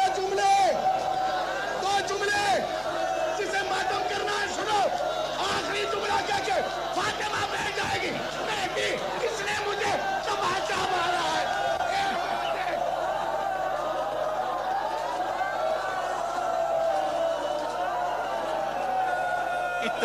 इतना ही सदमा जितना दिखाते हो नौटंकी करते, एक भी तो अटैक से मरा नहीं कभी इतने सदमे में। और उन नौटंकी ऐसे करते थे एक जुमला जैसे मरीज यानी ज्यादा बोल देगा तो मौत आ जाएगी, मर जाएंगे, दो चार अटैक आ जाएंगे, दो चार, बस एक जुमला। अरे सुन लो, बर्दाश्त कर लो, सुन लो, बर्दाश्त, ऑक्सीजन लगा। क्या तमाशे है नौटंकी फिरका, हद है यार मजाक की। इनके ड्रामों को देखकर काफिर भी देखे तो बोले क्या ड्रामेबाज कौम है यार, कौन सा मजहब है, कौन सा दीन लेके चल रहे। अली जैसा बताइए, अली ज्यादा बहादुर है कि इमाम मेहदी ज्यादा बहादुर है? हा? अरे वो हुसैन जो 22,000 से ना डरा, उसका बाप अली 18 से डर गया, बीवी को नहीं बचा पा रहा। अब मेहदी आएंगे, अच्छा यहाँ भी फंस गए यार, मेहदी क्या बदला लेंगे तुम्हारे अकीदे के मुताबिक। सुन लीजिए, हम अहले सुन्नत का अकीदा क्या है कि इमाम मेहदी पैदा होंगे, अभी पैदा नहीं हुए, पैदा होंगे, खाने काबा में आएंगे, अब्दाल उनके हाथ पर बैत करेंगे, पूरी दुनिया को फतह करेंगे, 40 साल पूरी दुनिया में इस्लामी हुकूमत होगी। यानी वो कितने ताकतवर होंगे, पूरी दुनिया को फतह करेंगे, सिर्फ इस्लामी होगा पूरी दुनिया में। हिंदुस्तान की बात नहीं कर रहा हूं मैं, पूरी दुनिया की। ये हमारा है अकीदा है, हम इस्लाम वालों का सबका अकीदा। लेकिन इनका अकीदा क्या है? इमाम मेहदी पैदा हुए, उस जमाने का जो बादशाह था वो इमाम मेहदी को मारना चाहता था, उसने एक फौज भेजी, इमाम मेहदी डर के भाग गए, ऐसे फरार हुए कि पहाड़ में जाके छुपे, आज तक गायब। उस बुनियाद पर वो कहते हैं कि इमाम गायब है, इमाम गायब गैबत में है, छुपे हुए हैं, आज तक जिंदा है। जब आएंगे तो पता नहीं कितने हजार साल उम्र के बूढ़े होंगे इनके हिसाब से, और हमारे हिसाब से तो जवान होंगे। 33 साल के करीब उम्र बताइए हमारे यहाँ की रिवायतों ने, 33-38 साल की उम्र होंगी। जब आएंगे तो बिल्कुल जवान होंगे, दुनिया की हर ज़बान जानते होंगे, इल्म होगा, ताकत होगी, रसूलुल्लाह से अहकाम अखज़ करेंगे। ये सब फज़ाइल आए, बड़े बड़े अब्दाल कुतुब उनके हाथ पर बैत करेंगे। ईसा अलैहिस्सलाम उनकी इक्तिदा में नमाज पढ़ेंगे। तो ये इमाम मेहदी की शान होगी हमारे इस्लामी अकीदे के मुताबिक, अहले सुन्नत के अकीदे के मुताबिक। लेकिन इनका जो मेहदी है वो भी भाग गया बादशाह की फौज से डरकर। तो जो उस वक्त भाग गया, अब आके क्या बदला लेगा? जो उस वक्त मुख्तसर जमा, अच्छा जाहिलों से कोई पूछे कि जब मुख्तसर फौज का इमाम तुम्हारा मेहदी मुकाबला ना कर सका तो कयामत में पूरी दुनिया से कैसे लड़ेगा? समझ में आ रही ना बात? अरे भाई जो 10 लोगों से नहीं लड़ सकता हो तो वो 10,000 लोगों से लड़ सकता है? बिल्कुल। तो बहरहाल ये होगा, सब वहां पे तमाशा होगा। और उसके बाद अब कयामत में फिर इन पर क्या अज़ाब होगा जिन्होंने हज़रत फातिमा को कत्ल किया, माज़अल्लाह शहीद किया। जरा इनकी बकवास। अमीरुल मोमिनीन ने कहा कि सुलैम बिन कैस हिलाली जब खुद, अच्छा जिसकी रिवायत बयान कर रहा है ना, सुलैम बिन कैस हिलाली, हिलाली नहीं है, हरामी है, सबसे बड़ा किस्सा हावी है जिसने सारी दास्तान गढ़ी है, उसी के हवाले से बयान करवाया। हमारे अहले सुन्नत के लोग तो मानते भी नहीं। सुनिए, इब्लीस को, अज़ाज़ील को कि दुश्मन इब्लीस को, अज़ाज़ील को यौमे महशर में लाया जाएगा, कयामत के दिन लाया जाएगा। तो वो आग की एक जंजीर में होगा, वो आग की एक जंजीर में होगा। लेकिन जब खिलाफत के गासिब फातिमा के कातिल को लाया जाएगा, वो आग की 2 जंजीरों में होगा। कौन? समझ रहे ना कि जब उसे लाया जाएगा किताब गुलाम बिन कैस हिलाली कि जब फातिमा के कातिल को, खिलाफत के गासिब को यौम महशर में लाया जाएगा तो वो आग की 2 जंजीरों में होगा। जब फातिमा के कातिल को लाया जाएगा, खिलाफत के गासिब को, तो वो आग की 2 जंजीरों में होंगे।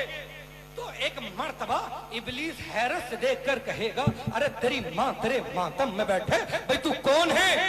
मैंने पूरी मखलूक के खुदा को बहकाया, मैं आग की 1 जंजीर में हूँ। भाई तू कौन है?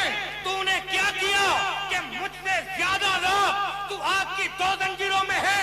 उस वक्त वो इकरार करेगा कि मैं खिलाफत का गासिब हूँ, फातिमा का कातिल हूँ। तो बहरहाल हजरत फातिमा के कातिल पर जो अजाब होगा इनके कहने के मुताबिक इब्लीस से ज्यादा होगा। इब्लीस को तो 1 जंजीर में लाया जाएगा, इनको कितनी जंजीरों में लाया जाएगा? आग की 2 जंजीरों में। साफ फर्जी किस्से कहानियों में मगन है, आज तक तस्वुर की जिंदगी दुनिया में गुजार। लेकिन आइए, इस वक्त अभी फिलहाल मौलाइयों का, राफियों का एक मरकज बना हुआ है अजमेर शरीफ। आइए मैं आपको ये अजमेर की फोटो दिखा रहा हूँ, वीडियो। शक्ल देखकर भी कुछ समझ में आ रहा होगा कौन है, शायद आप में से कुछ पहचानते भी होंगे। ये अजमेर के खादिम, ये कुछ सालों से भी एक नया सोचना शुरू किया, और ये ख्वाजा गरीब नवाज की तरह का वीडियो है और इसी साल का है। ये ख्वाजा गरीब नवाज की मजार शरीफ है और ये वहां के खादिम है। खादिम का मैं डाकू ज्यादा हुआ, गर्दन पकड़े जितना डालना डाल दे, लूटने बैठे। अब ये हर साल क्या कर रहे हैं, कुछ सालों से इन्होंने एक नया चौचला शुरू किया है कि सैयदा फातिमा की शहादत का दिन मना, और वहां पर ये देखिए रो रहे, नमूने नौटंकी कर रहे हैं और ये अपने आप को सुन्नी बताते हैं। मैंने कहा ना कि सुन्नी बोलना इसलिए मजबूरी है कि सुन्नी नहीं बोलेंगे तो नजराने कैसे मिलेंगे, दरगाहों पे कब्जा कैसे रहेगा? क्योंकि शिया लोगों का मामला दरगाह वाला मामला नहीं है, पीरी मुरीदी वाला मामला नहीं है, खादिम वाला मामला नहीं है। तो पैसा ऐठना है तो ये सब बने रहो अकीदे लेकिन शिया जैसे। तो अंदर से ये घुटे हुए शिया है, लेकिन सिर्फ माल की लालच में अपने आप को सुन्नी जाहिर किए हुए।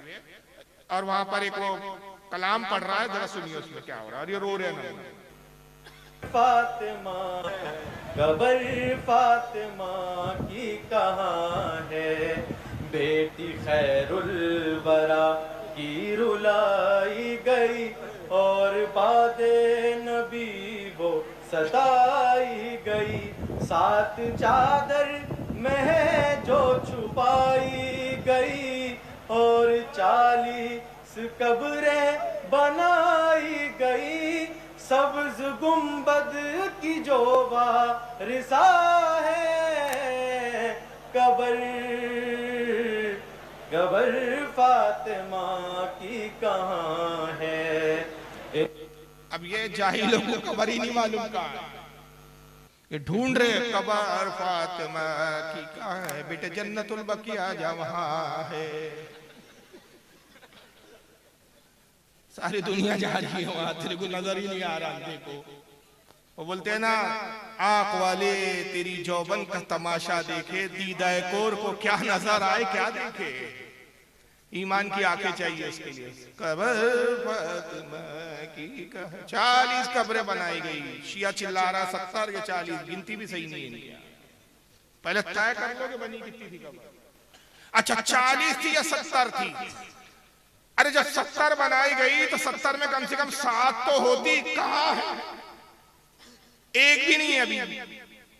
भाई 40 बनाई गई तो 40 होती, अगरचे उसमें से 69 जो है वो नकली होती, एक असली होती। 40 बनाई गई तो 39 नकली होती, एक असली होती, वो तो होती।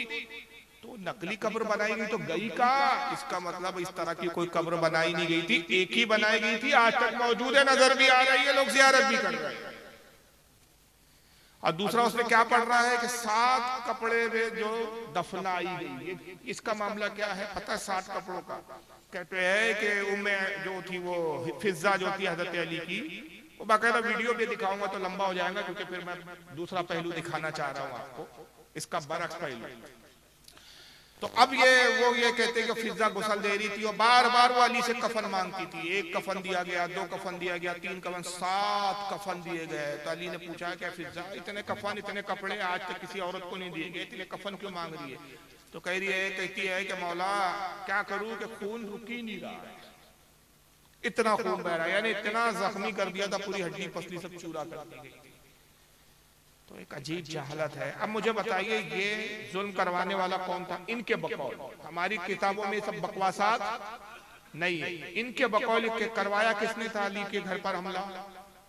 इब्तिदा तो वहीं से की थी, भूल गए आप? बोलिए। उमर ने जो किया था, करवाया किसने था? किसने हुक्म दिया था जाओ घर पे हमला करो, अली को लाओ?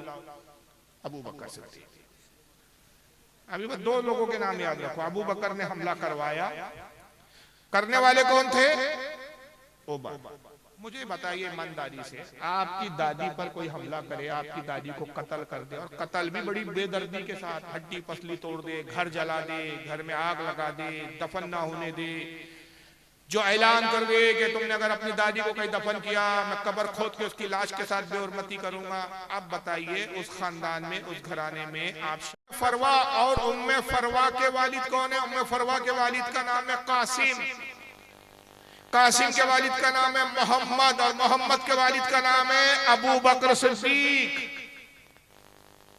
ये उसी खानदान की, ये तो बाप की तरफ से नस्ब हुआ, और हज़रत उम्मे फरवा का माँ की तरफ से भी नस्ब अबू बकर सिद्दीक से जाकर मिलता है। उम्मे फरवा की माँ का नाम है हज़रत अस्मा, अस्मा के वालिद का नाम है हज़रत अब्दुर्रहमान, और अब्दुर्रहमान के वालिद का नाम है अबू बकर सिद्दीक।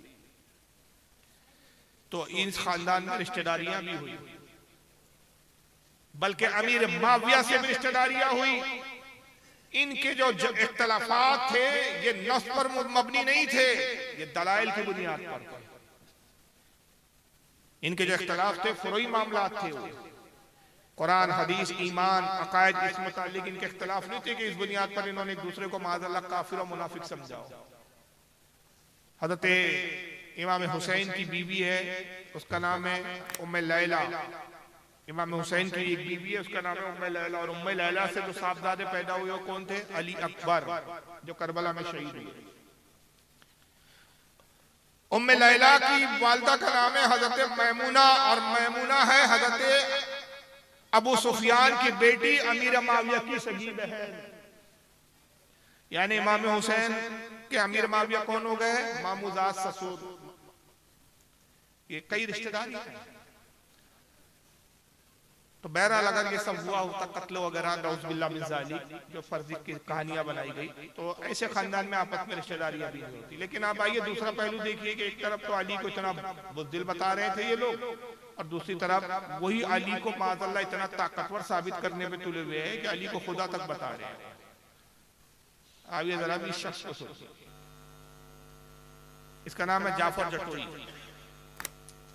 इसको ये चाबी अभी दूंगा, बाकी जितनी जायदाद लाहौर जाकर तुम्हारे नाम लगवा दूंगा। कोई बंदा उठे, कोई उठे, वो मुझे हजरत सलमान फारसी से एक सवाल साबित करे कि कभी सलमान ने अली से पूछा हो, या अली तख्त खिलाफत आपका है, छीनते क्यों नहीं? जिन्होंने बतूल का हक नहीं दिया उनके दरबार में क्यों जाते हो? जो मोहम्मद के जनाजे में नहीं है आप उनके पास बैठते क्यों हो? सलमान के स्टैंडर ही नहीं, सलमान के स्टेटस ही नहीं, सलमान ये बातें पूछता ही नहीं, क्योंकि सलमान को पता है अली मिंबर पे हो या मुसल्ले पे हो, खलीफा अली है। सलमान क्या बातें पूछता है? सलमान क्या पूछता है? सलमान कहते मौला आप कब से हैं? मजबूरी है मेरी, मैं बटन खोलूं, स्वेटर उतारूं, बाहर टूंगूं, मेज भन्ना स्पीकर जाकर तुम में फेंकूं, फिर मुझे दाद दोगे। सलमान कहते मौला आप कब से है? अली फरमाते जब से वो है। अल्लाहु अकबर। हाथ उठाना चाहिए, हाथ बुलंद होना चाहिए ताकि अली तुमसे राजी हो जाए। जब से वो है। अली फरमाते जब से वो है, जब से वो है। चुप कर मुझे सुनना। जब से वो है। अगली बात सलमान ने बड़ी खूबसूरत की। सलमान कहते मौला वो भी था, आप भी थे, जगह नहीं थी, मकान नहीं था, वो कहाँ रहता था, आप कहाँ रहते थे? मुस्कुरा के अली फरमाते सलमान मेरे बच्चे तुम्हें घबराने की जरूरत नहीं है, ना उसे जगह की जरूरत है, ना हमें मकान की जरूरत है, बस वो हम में रहता था, हम उसमें।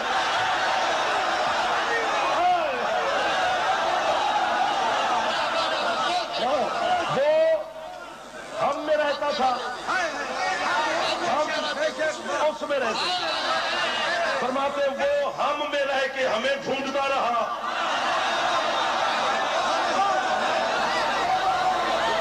ना, हम उसमें रह के उसे ढूंढते रहे। बस ऐसे सलमान गुजरती रही। एक तरफ अली का मकाम क्या है, यहाँ भी एक झूठी कहानी लाई गई कि सलमान फारसी जो जलील कद्र साहबी है वो अली से पूछते हैं कि अली से पूछा कि आप कब से। अब हमारी तो रिवायत ये कहती है कि हुजूर सल्लल्लाहु अलैहि वसल्लम तशरीफ लाए, उनके बहुत बाद में अली पैदा हुए, उम्र में भी बहुत छोटे थे। लेकिन नहीं, इनके यहाँ अली कब से है? जब से वो है, यानी जब से अल्लाह था तब से अली भी थे। दोनों बराबर है, साथ साथ में। हालांकि अहले सुन्नत का अकीदा यह है कि अल्लाह के अलावा कोई अज़ली और अबदी नहीं है। अल्लाह ही हमेशा से था, हमेशा है, हमेशा रहेगा। लेकिन नहीं, अली भी इनके यहाँ अज़ली और अबदी है, जब से वो है।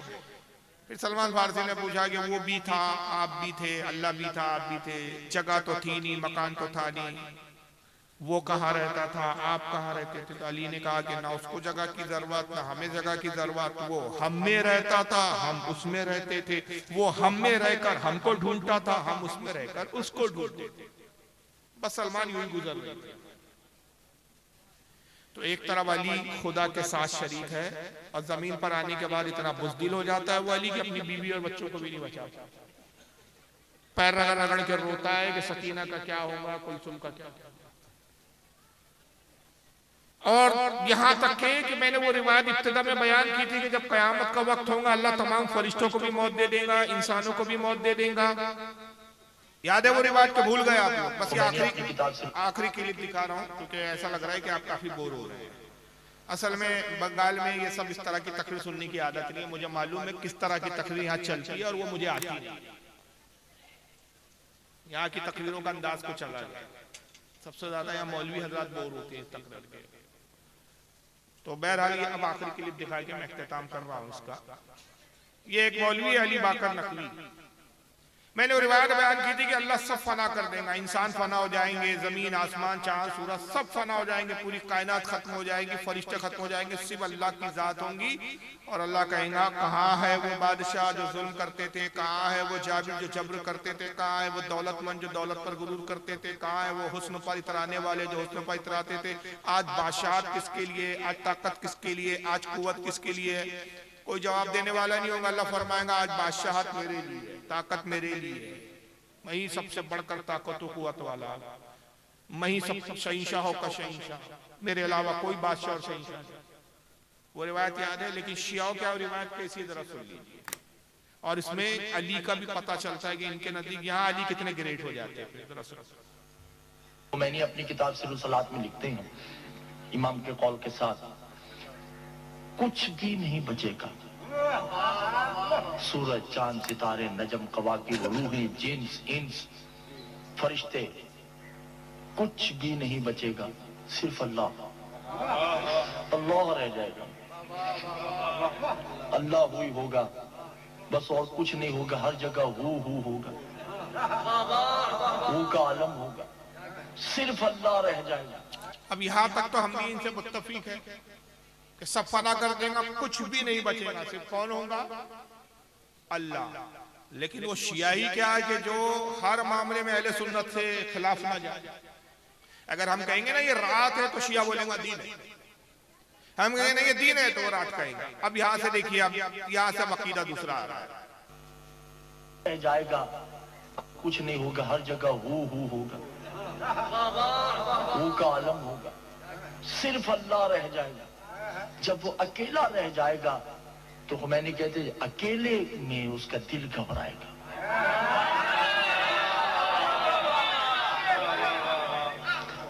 क्या होगा? अकेला रह जाएगा अल्लाह, तो अकेले में अल्लाह का क्या होगा? दिल घबराएगा। इनके अकीदे के मुताबिक अल्लाह का जिस्म भी है, बॉडी भी है और उसके अंदर दिल भी है। दिल घबराता भी है, डरता भी है। घबराना मतलब डरता है आदमी। अच्छा, डरता कब है आदमी? जब उससे कोई ज्यादा ताकतवर हो तो डरता है।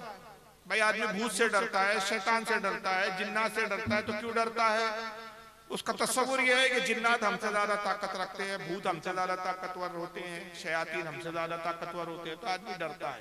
माज अल्लाह, अस्तगफिरुल्लाह, करोड़ बार माज अल्लाह। अल्लाह से बढ़कर कौन है जो अल्लाह जिससे डरे? जब कुछ भी नहीं रह जाएगा, तन्हा रह जाएगा, तो उसका दिल घबराएगा। तो अब दिल घबराएगा तो अल्लाह क्या करेगा? इनकी ज़बान फिर दिल का दिल परेशान होगा, दिल परेशान होगा अल्लाह, फिर वो आवाज देगा, यतारफ़ ज़ुल्मत ही, कोई है जो तन्हाई में मेरा दिल बहलाए।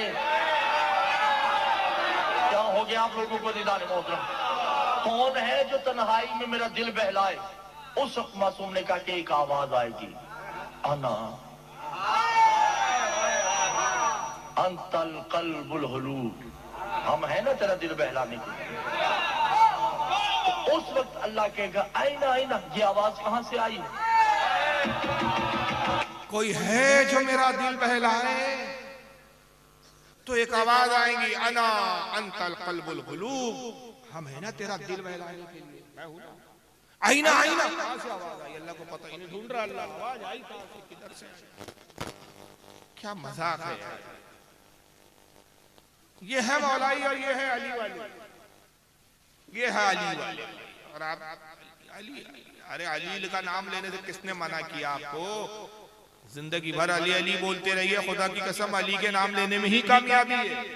मगर ये नहीं है कि अली वालों के लिए, अली बनने के, अली वाला बनने के लिए ऐसे जहालत के बातों को भी कबूल करें और ऐसे जाहिलों को भी आप साथ में ले लें। तो बहरहाल आना आना, मैं हूं ना दिल बहलाने के लिए। चलिए अब आगे अल्लाह कह रहा है जिससे कोई शय पोशीदा नहीं, वो कह रहा है आवाज कहां से आ रही, ये आवाज कहां से आ रही है? काना अली, मैं अली हूं। अब वो अली जो अल्लाह की घबराहट दूर करे, इनके कहने के मुताबिक अल्लाह डर रहा है, अल्लाह घबरा रहा है, परेशान है, तो आवाज आई, अना अली, मैं हूं अली जो तेरा दिल बहलाऊंगा। वो अपनी बीवी नहीं बचा पा रहा। अजीब फिरका है चूचू का मुरब्बा, कभी कुछ कभी कुछ। गंगा गए तो गंगा राम, जमुना गए तो जमुना दास, कोई ठिकाने ही नहीं है इनके। कभी कुछ है। तो बहरहाल अभी एक खुदा नहीं है। अभी तो मजेदार बात तो आगे आई है, देखो शिर्क भी है इनके अकीदों की, तब बदतरीन शिर्क है। जरा सुनिए, मैं अली हूं, इधर से आवाज आएगी आना मोहम्मद, मैं मोहम्मद हूं। इधर से आवाज आएगी आना फातिमा, इधर से आवाज आएगी आना हसन, इधर से आवाज आएगी आना हुसैन। हम पांच है ना तेरा दिल बहलाने के लिए। उस वक्त अल्लाह जिसका चेहरा नहीं मुस्कुरा के कहेगा, मैंने तो ये कहा ही नहीं कि तुम मेरा दिल बहलाओ, तुम तो मैं हूं। पांच आवाजें आएंगी, अना मोहम्मद, अना अली, अना फातिमा, अना हसन, अना हुसैन। हम है ना पांच तेरा दिल बहलाने वाले। मैं फातिमा हूं, मैं हसन हूं, मैं हुसैन हूं। अल्लाह कहूंगा तुमसे थोड़ी कहा, तुम तो मैं हूं। समझ में आ रही है बात? तुम और मैं कोई अलग अलग नहीं है। मैं तुम में हूं, तुम मुझ में हो। 6 खुदा है टोटल। कितने खुदा है इनके यार? 6। तुमसे थोड़ी कहा मैंने कि मेरा दिल बहला, तुम तो मैं ही हूं। मेरा घबराना तुम्हारा घबराना, तुम्हारा घबराना मेरा घबराना, एक ही बात है। तो अब 7वीं आवाज आएगी, जरा सुनिए, 6ठी आवाज आएगी, मेरा दिल बहलाओ। मैंने थोड़ी कहा तो मैं हूं। मैं कह रहा हूं तुम्हारे अलावा कोई है जो मेरा दिल बहलाए। तो आवाज आएगी अबुल फजल अब्बास है। अब आवाज आएगी अना अबुल फजल अब्बास ही, मैं अबुल फजल अब्बास, यानी वो हजरत अब्बास अलमबरदार, वो करबला में जिनके बाजू कट गए थे, वो अल्लाह का दिल बहलाने के लिए आ जाएंगे। मैं हूं, हाँ ठीक है, दिल बहला। अभी बड़ी लंबी दास्तान है, हजरत खतीजा आएंगी, फिर ये अल्लाह की तारीफ करेंगी। सुन लो, चलो सुन ही लो यार, माशाअल्लाह क्या क्या बकवास आते, सुन लो।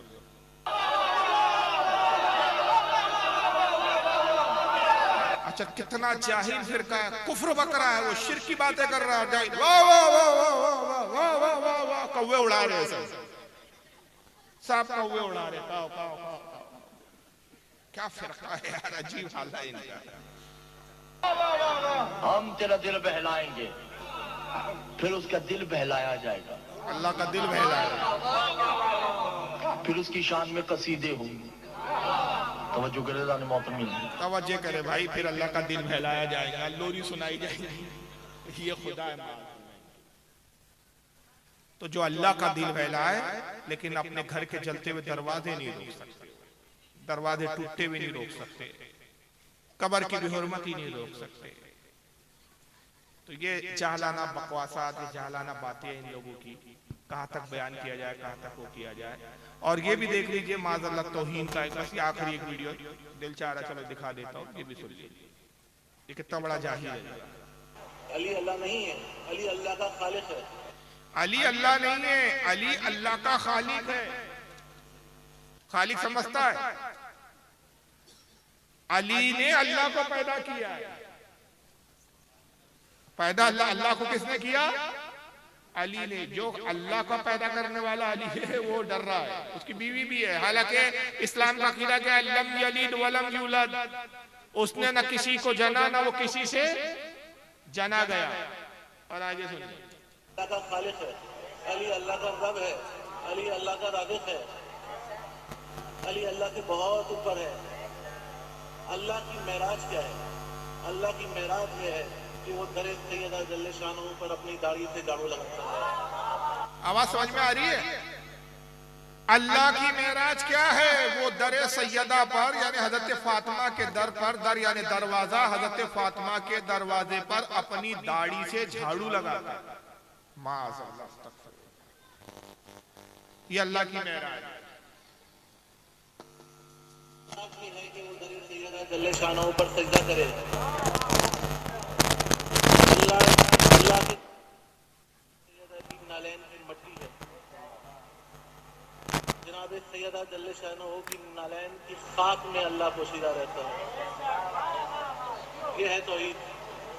फिर कहता है कि अल्लाह दर सैयदा पे झाड़ू लगाता है, अल्लाह सैयदा की नालैन की खाक में पोशीदा रहता है, छुपा रहता है माज़अल्लाह। बहरहाल बहुत सारी बातें, बहुत सारा, लेकिन एक वीडियो दिखा देता हूं आपको। ये अकीदे आपने सुन लीजिए, इसमें से कोई एक अकीदा है जो आपको मंजूर और कबूल है? मतलब किसी एक अकीदे को आप एक्सेप्ट करने के लिए तैयार है? कुफरी अकीदा है।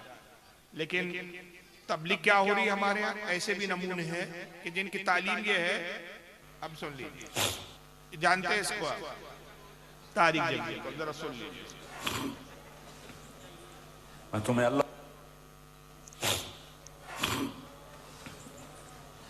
अल्लाह उसके रसूल का वास्ता देता, उम्मत बन के रहो, मुस्लिम बन के रहो, कोई गुंजाइश नहीं। अपने अपने अकीदे पर पक्के रहो, दूसरे के लिए गुंजाइश रखो। अपने अपने अकीदे पर पक्के रहो, दूसरे के लिए गुंजाइश रखो। अब ये कहते हैं उम्मत बन के रहो, अपने अपने अकीदे पर पक्के रहो, एक दूसरे के लिए गुंजाइश। तो इन जाहिल जमाना कोई वीडियो दिखाए और पूछे कि मौलवी साहब ये अकीदे होने के बाद शियाओं का जब ये अकीदा है कि अली खुदा है, माज़अल्लाह, नऊज़ुबिल्लाह मिन ज़ालिक, अल्लाह का दिल बहलाएगा अली। फिर दूसरी तरफ ये कि हजरत उमर को ये कातिल कहे, सैयदा फातिमा का असाब को गालियां बके, लान तान करे, ये उनके अकीदे हो। उसके बाद भी आप ये रखते अकीदा कि एक दूसरे के लिए गुंजाइश है। अपने अपने अकीदे पर कायम रहो, अपने अपने अकीदे पर पुख्ता रहो। याद रखिए अहले सुन्नत की तालीम क्या है। बहुत सारे लोग इसको क्या कहते हैं, भाई सुन्नी काटने की बात करते हैं, तोड़ने की बात करते हैं, जोड़ने की बात करना चाहिए। याद रखिए दुनिया का दस्तूर है कि आपके जिस्म का भी अगर कोई हिस्सा हो वो सड़ जाए, गल जाए, तो उसको ऑपरेशन के जरिए काट के ही जुदा किया जाए। पूरा जिस्म बचाना हो तो सड़े हुए हिस्से को ऑपरेशन के जरिए निकाला जाता है। और कोई कहे कि नहीं साहब ऑपरेशन करना बुरा है, जिस्म का ये हिस्सा सड़ता है, सड़ने दो, लेकिन इसको काटना नहीं, तो याद रखिए ऐसे आदमी का भी पूरा जिस्म सड़ना लाजमी है। तो माशरे को बचाना है, अगर आपके मसलक को महफूज रखना है तो जो माशरे का हिस्सा मसलक का जो सड़ जाए उसको निकालना जरूरी है। ये थ्योरी नहीं है, इस्लाम की कभी थ्योरी नहीं रही कि एक दूसरे के लिए गुंजाइश रखो, अपने अपने अकीदे पे रहो। इस्लाम की थ्योरी ये है कि हक के साथ हो जाओ। किसके साथ हो जाओ? हक के साथ हो जाओ। खलत मलत नहीं, सबको मिक्स करके लेके नहीं चलना है। गू और पाखाना और हलवा सब मिलाकर नहीं खाया जा सकता। गोबर भी हलवे जैसा दिखता है देखने में, लेकिन हलवा हलवा है, गोबर गोबर है। कभी एक क्या हो गया भाई? हा?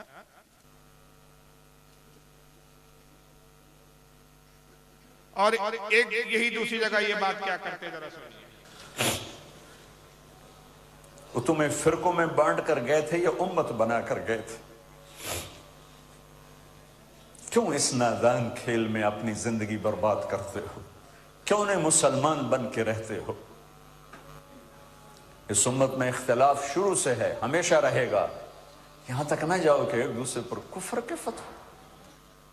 इख्तिलाफ जरूर रहा है, यहां तक ना जाओ कि एक दूसरे पर कुफ्र के फतवे। अभी जाहिल जब कोई पूछे कि जिसका अकीदा ये हो नऊजुबिल्लाह मिन ज़ालिक कि अली खुदा है, वो भी काफिर नहीं है इसके नजदीक, वो भी मुसलमान।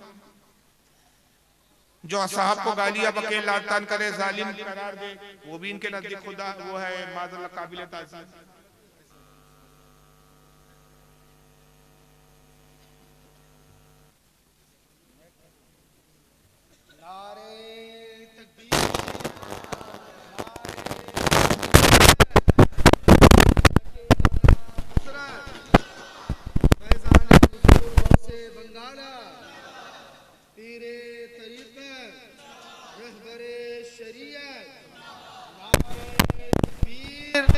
नारे रिसालत।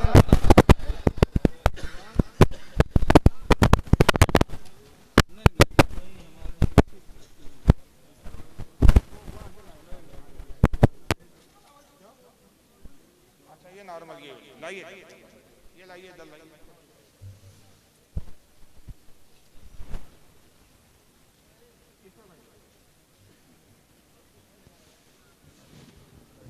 तशरीफ रखिए।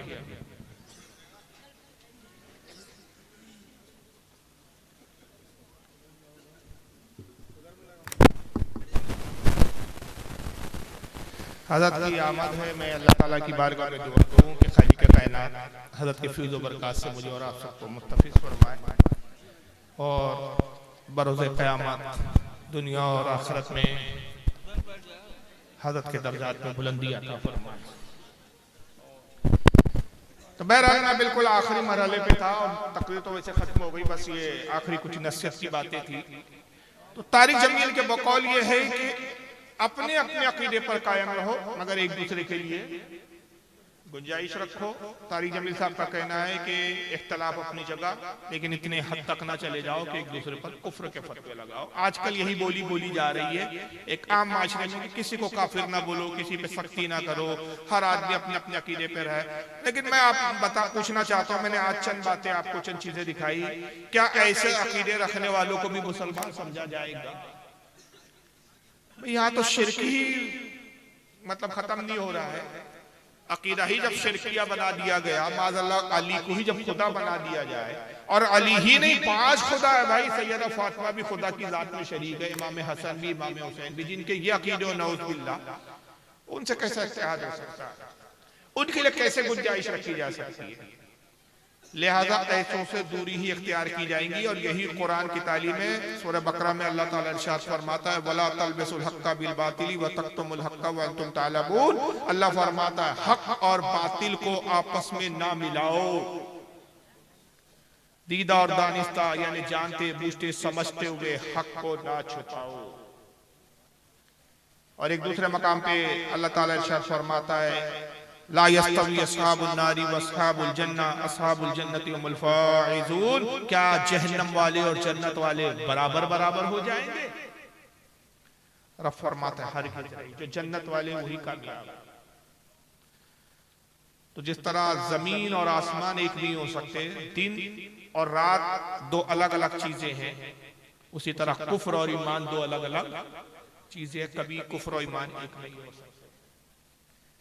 लिहाजा ऐसी जमातों से बचिए, नए नए फिरके आएंगे, नई नई जमातें आएंगी। और याद रखिए, आज तक जितने भी फिरके आए, किसी ने ये कह कर नहीं अपनी जमात का प्रचार किया कि साहब हम इस्लाम से हटे हुए, हमारी तालीम हम अलहदा है, हमारी बातें अलहदा। हर किसी ने अपनी तालीमात को इस्लामी तालीमात बताया, हर किसी ने अपनी बातों को कुरान और हदीस से पेश करने की कोशिश की।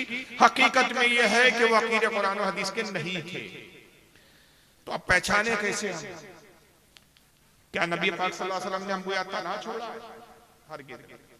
मशहूर हदीस है, और इस हदीस के बारे में भी ऐसे लोगों ने कि जो नऊज़ बिल्लाह फिरकावारियत को एक जगह लाने की कोशिश करते हैं, जो कहते हैं कि फिरकावारियत की बात मत करो, कुफ्र और इस्लाम को आप मजमुआ बना दो, एक कर दो, तो वो भी इस हदीस का इनकार करने के लिए कहते हैं कि नहीं नहीं साहब ये हदीस ज़ईफ है।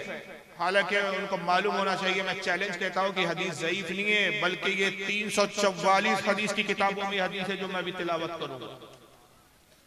18 अजिल्ला सहाबा इकराम ने इस हदीस को रिवायत किया, और ऐसी कोई हदीस की शायद कोई ऐसा मुहद्दिस नहीं गुजरा होगा जिसने अपनी किसी न किसी हदीस की किताब में रिवायत न लिखी हो। हत्ता कि सूफिया इकराम ने भी अपनी किताबों में लिखा, सरकार गौसे आजम रज़ियल्लाहु ताला अन्हु ने गुलियत तालिबीन में इसको लिखा है। दातागंज बख्श लाहौरी ने जवामिल किलम के अंदर इसको बयान किया। हजरत मुज्जद अल-सानी ने मकतूबात रब्बानी में इसको बयान किया। मैंने कहा ना कि सूफिया से लेकर मुहद्दिसीन तक शायद ही कोई ऐसा बचा हो, शायद ही कि जिसने ये हदीस किसी न किसी किताब में न नकल की हो। हर जमाने में हद तवातुर तक ये हदीस रही, और मशहूर हदीस है, आपने 12 सुना, हमारे लिए मयार है। आका ने फरमाया इन्ना बनी इसराइल तफर्रक़त अला सिंतैन व सबईन मिल्ला। कौम बनी इसराइल में इख्तलाफ हुआ, मूसा अलैहिस्सलाम की कौम में इख्तलाफ हुआ, तो वो कौम बटी, फिरके हुए, कितने हुए? 72 फिरके में बढ़ गए। व तफ्तरिकु उम्मती अला सलासीन व सबईन मिल्ला, और मेरी उम्मत में भी इख्तलाफ होगा तो मेरी उम्मत में 73 फिरके हो जाएंगे।